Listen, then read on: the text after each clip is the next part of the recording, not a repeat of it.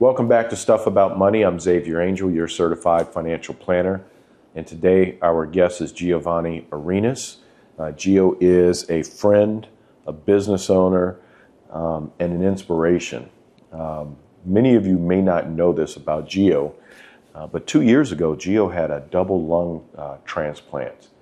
And facing mortality, it forced Gio to start thinking about things differently. It forced him, not only him, but those around him, to start looking at life, death, and legacy.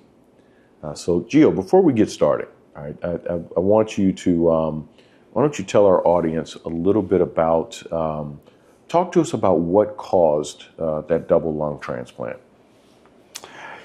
Well, let me tell you something. I've been dealing with an autoimmune disease, and that's called scleroderma. And there's different types of it, at least 5 that I know. And my rheumatologist says I am his only case where all 5 of those manifestations are present in me. So I'm the lucky one.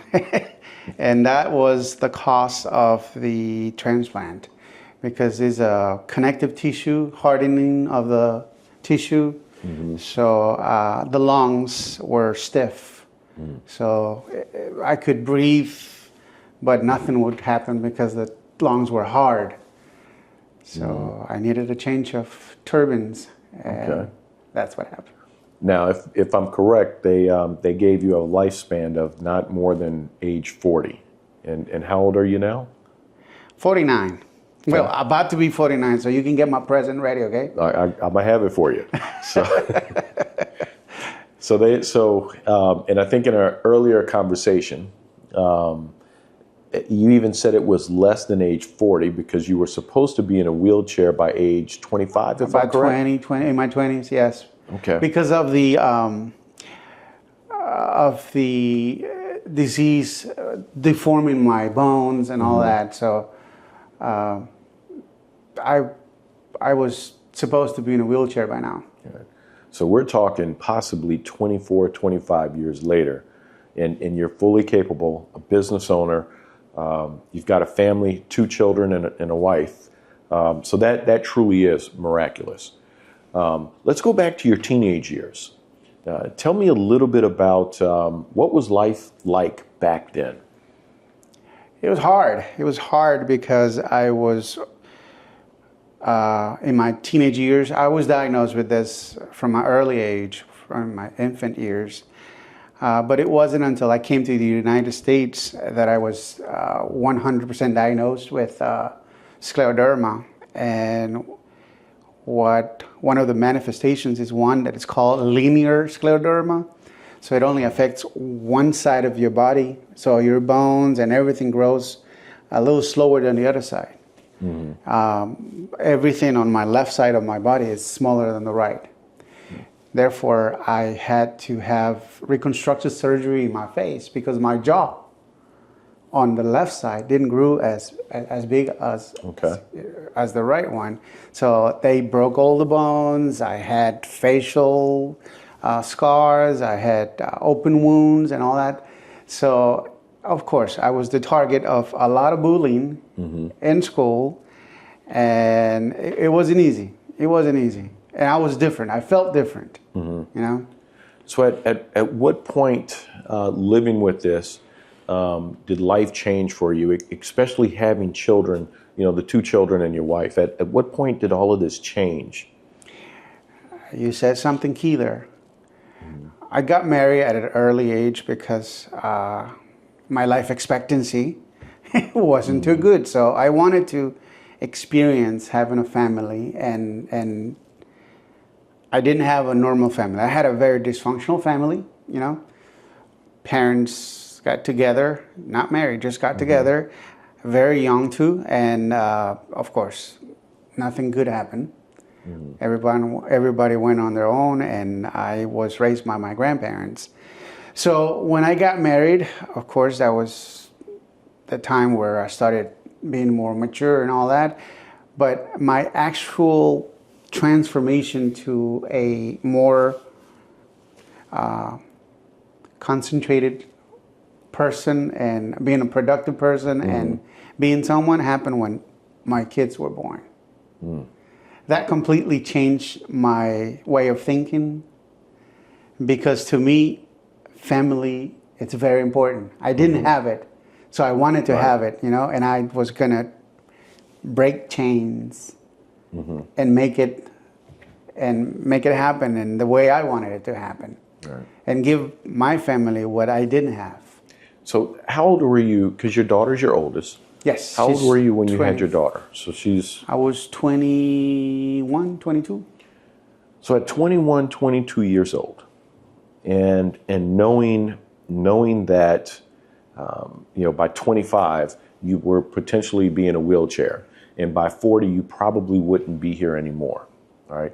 At that point, you had to start thinking about what you wanted to leave behind for your family. And what were those conversations like between you and Brenda? Well, I used to keep everything to myself. We didn't have too many conversations with Brenda regarding life expectancy, But internally, what I wanted to do is I wanted to do my best to leave a good legacy, for my kids to feel proud of their father. Okay. And that's always been my goal. I try to do as good as possible. I don't want any negativity to be in my chart, so that my kids will feel shame. I try to be as good as I can be, trying to do the correct thing. And I do that with my business. I do that with the things that I decide to do in life. Not to step on people in order to get to where I wanted to be. And so with the birth of your son, my daughter first. Your daughter was first, but then at the birth of your son, what was the outlook for you internally? Was that outlook changing? Was it becoming more positive? What was that like now, knowing that I have a second child? Right? Tell me a little bit about that. First of all, I wasn't supposed to have that second child. And now I wish I had more. But then I didn't want to have too many exposures for me to have a son or a daughter with my same illness. In fact, my hope when we got married with my wife was to adopt. Okay. But God knows what He's doing, My daughter's 25 now, and thank God she doesn't have what I have. And my son as well. So I'm happy for that. And I think in that you mentioned something that resonates with me, and God has a plan. Yes. Right. So let's talk about that plan, because I think this next step is a true miracle. Let's talk about the call, right? Let's talk about it, and now we're fast forwarding to 2 years ago, and so you received this call. Yes. Explain to us about that call. Well, let me take you to the beginning of it, okay? Because it's in order for you to qualify for a transplant, a lot had to happen first. They have to check all your history, check if you are in optimum condition to receive a transplant and all that stuff. So you have to prepare. You have to go with a psychologist, knowing that you're going to have an organ in you that doesn't belong to you. Your body has to accept it and all that stuff. So there was a lot of preparation prior to getting you on the list.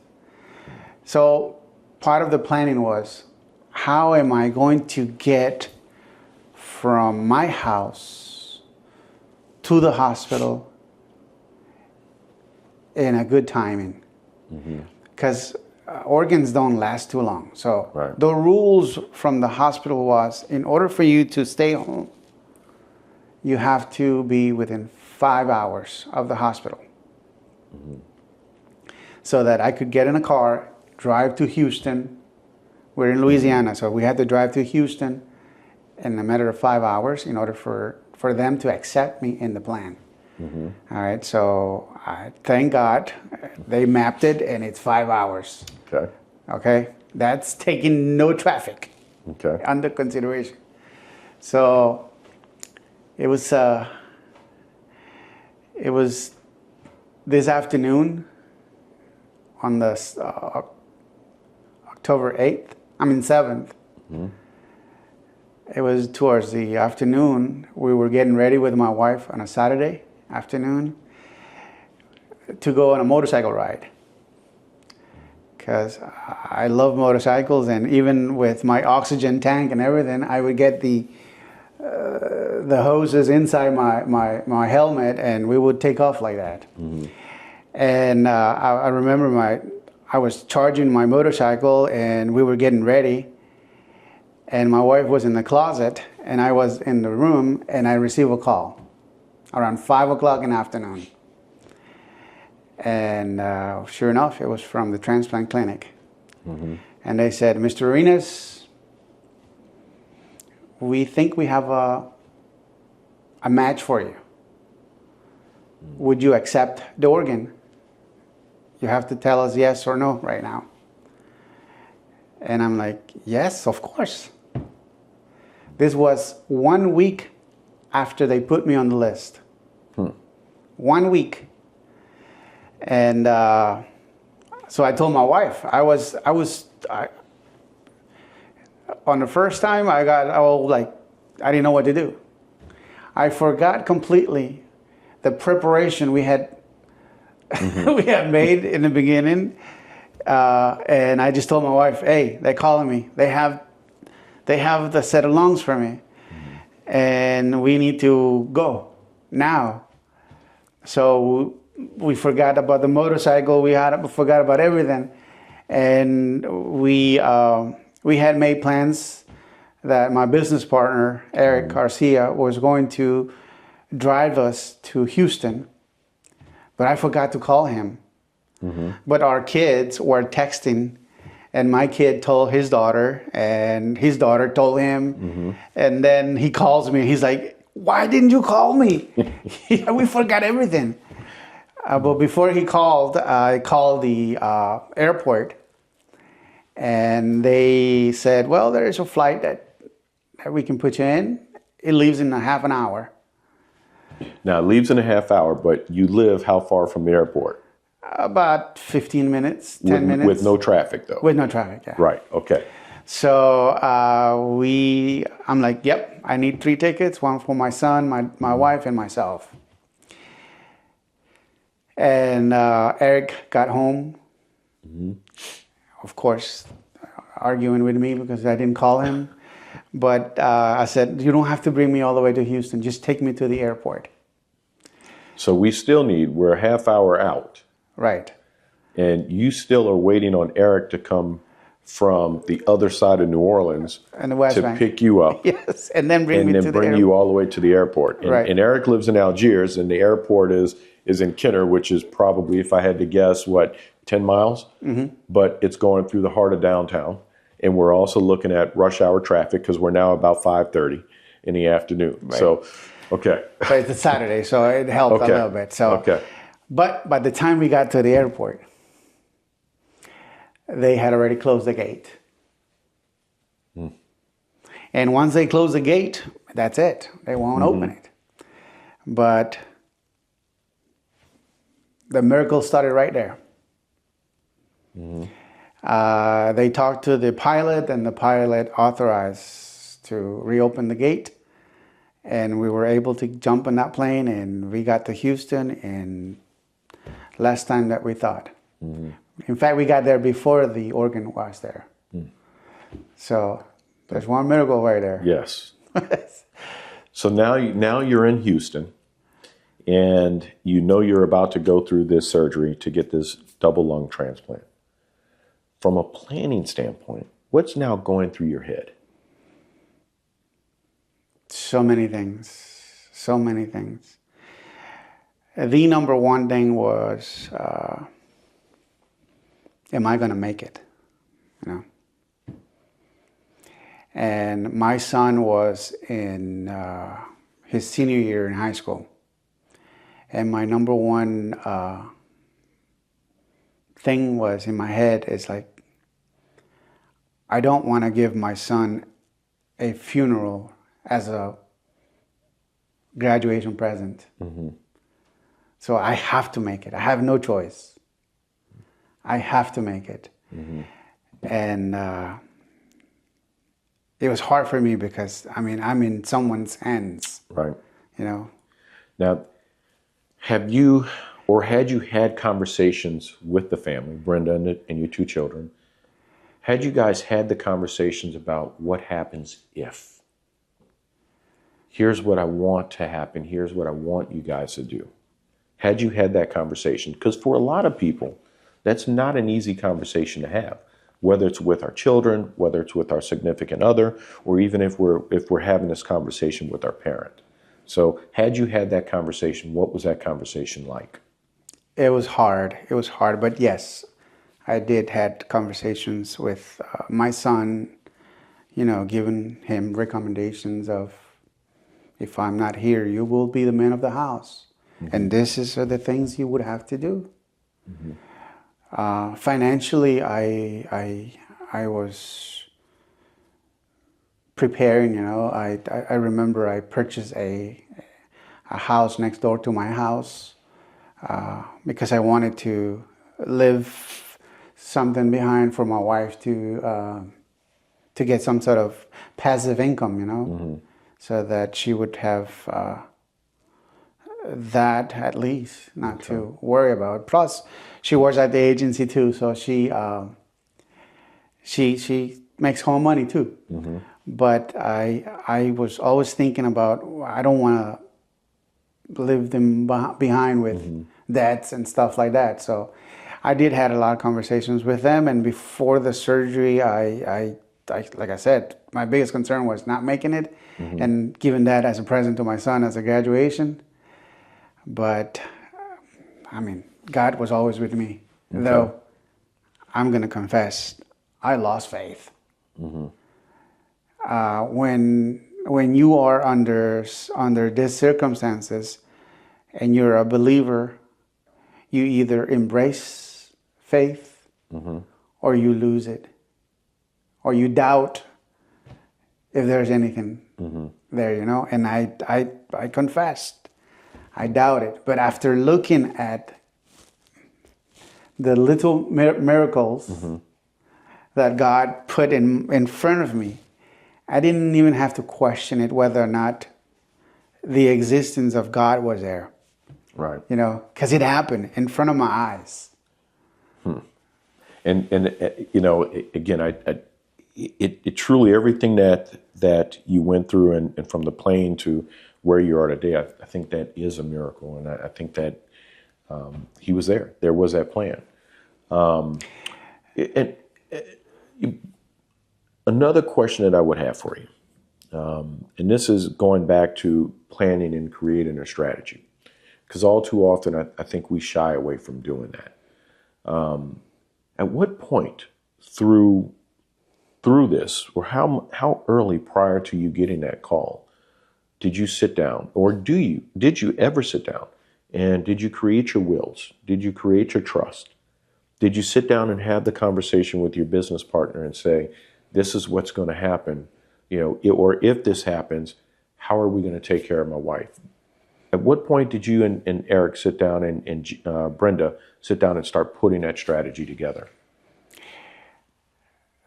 I'm blessed. I'm blessed because I have Erik Garcia as my business partner, and he happens to be a financial advisor. Mm-hmm. And of course, he has been drilling in my head the things we have to do in order mm-hmm.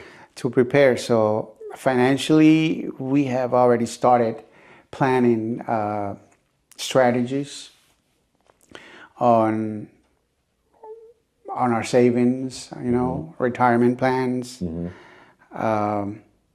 And yes, also on strategies, what if, mm-hmm. you know? So I did had a lot of conversations, and we did prepared Okay. for the alternative, which will be death. So legacy is one of your big things that when we've talked, you've talked about legacy.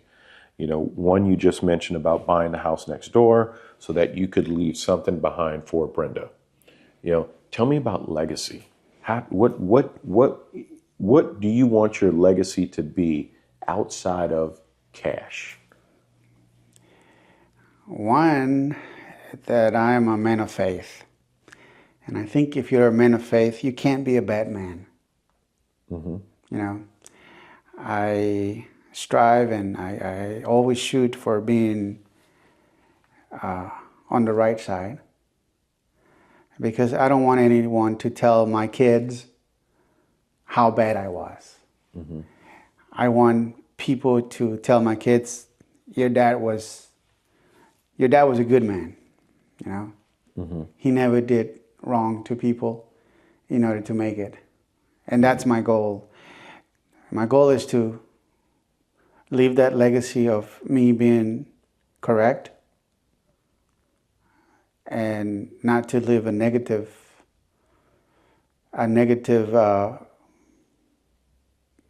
repeating myself, legacy, I want my kids to feel proud of me. Okay. So if you're sitting down and you're talking to someone in their mid to late 40s, they have children, married, and they find it difficult to have those conversations about life and death and legacy, what would you tell them? It's very uncomfortable to talk about death. It's uncomfortable to talk about me not being here. And I used to sell life insurance as well. Okay, so life insurance is one of the policies that is not tangible, but people are afraid to talk about it. So preparing yourself, it's a must. Like I said, I have the blessing of having my business partner who is a financial advisor, and I get a lot of advice from him, and I have been obedient, and I've been following the steps that I needed to make.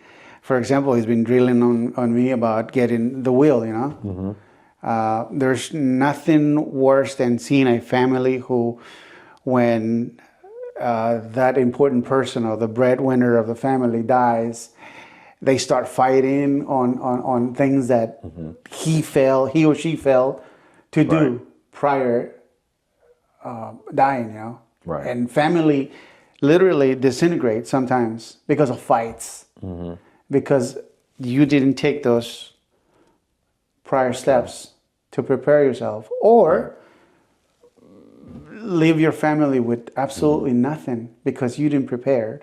Right. And so, this is a two-part question, because we're going to break this one down from a personal standpoint and then also from a business standpoint, because you do have a business partner. So the first part of this is, in addition, you mentioned the life insurance piece. What are some of the other key components that you would recommend someone begin looking at when wanting to create that strategy and leave a legacy? It's never too late. Of course, the later on you start, the less time you have to accumulate what you're going to need for, not for when you're dead, but when you get to an age that you're not going to be being a productive person. Right. So, having that peace of mind that if I have to retire, I'm going to be okay. So start planning your retirement. Okay. That is number one. Because right now, I don't know if I told you, but when you get a lung transplant, your life expectancy, it's 5 years, okay? But I don't listen to that. Okay. So not listening to it and knowing that they're saying 5 years. So I have to imagine you've got your wills in place. Yes. You have your medical directives in place. Yes. Correct? Every time I go to the hospital, they ask me for that. So Okay.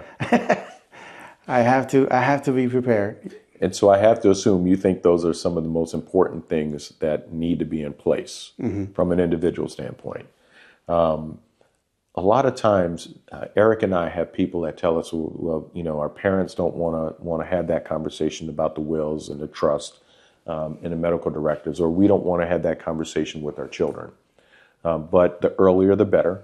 So what advice would you give to someone in that position that, they just don't want to have that hard conversation because they don't want to think about death?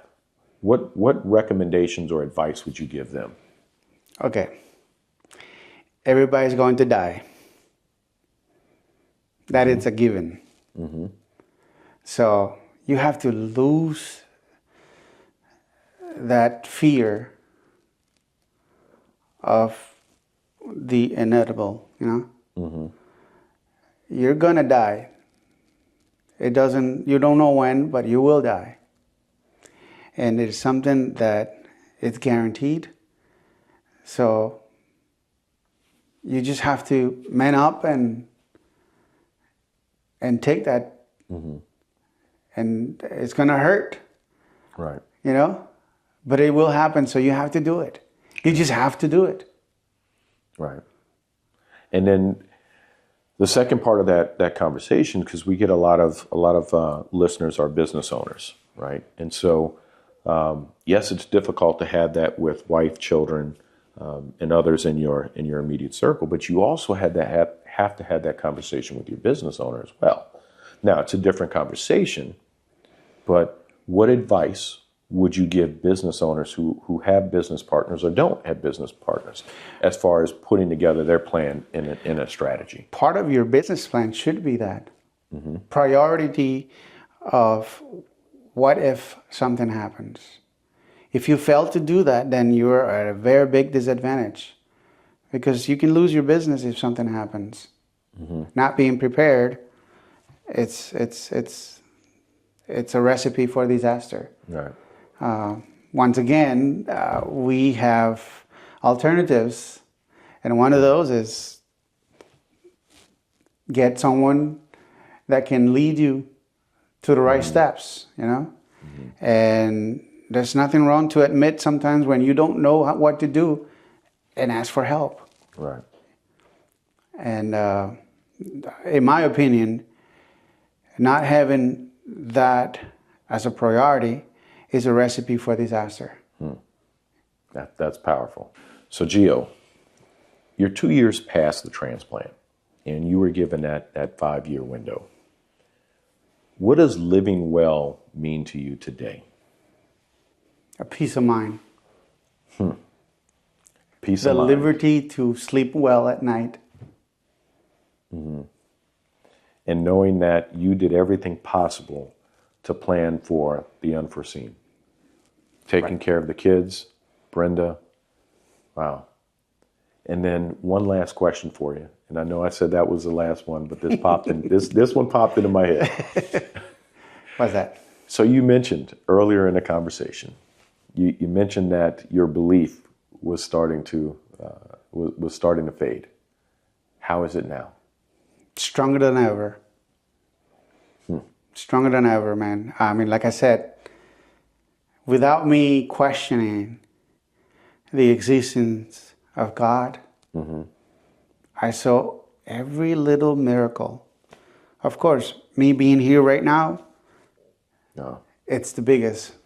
But throughout the process, there were so many things that happened that have no explanation except the power of God working in the process,